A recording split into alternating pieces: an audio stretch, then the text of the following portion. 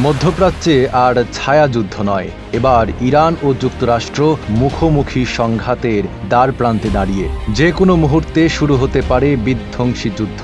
মার্কিন president Donald ট্রাম্পের সাম্প্রতিক হুঁশিয়ারির জবাবে ইরানের সর্বোচ্চ নেতা আয়াতুল্লাহ খামেনি স্পষ্ট বার্তা দিয়েছেন, ইসরায়েলকে উপড়ে ফেলাই হবে তাদের পাল্টা জবাব।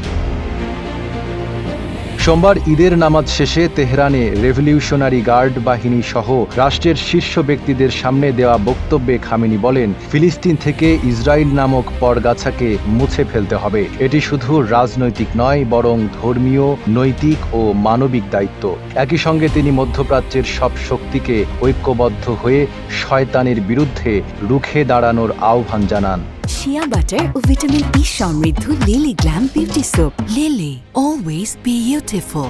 অন্যদিকে গত কয়েকদিন ধরে ইরানকে নিয়ে একের পর এক হুঁশিয়ারি দিচ্ছেন মার্কিন প্রেসিডেন্ট ট্রাম্প। পরমাণু চুক্তিতে ফিরে আসার জন্য চাপ সৃষ্টি করলেও ইরান তা প্রত্যাখ্যান করেছে। এমনকি ইরানে বোমা হামলারও হুমকি দিয়েছেন ট্রাম্প।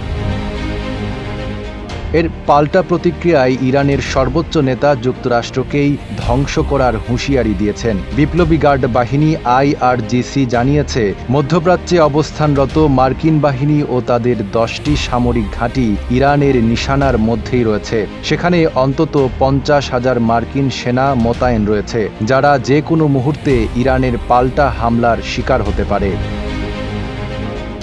এমন উত্তেজনাপূর্ণ পরিস্থিতিতে বিশ্ব এখন তাকিয়ে রয়েছে মধ্যপ্রাচ্যের দিকে। ইরান ও যুক্তরাষ্ট্র কি সরাসরি সংঘাতে জড়াবে, নাকি শেষ মুহূর্তে কোনো কূটনৈতিক সমাধান বের হবে? নাঈম আরাবী, ঢাকা পোস্ট।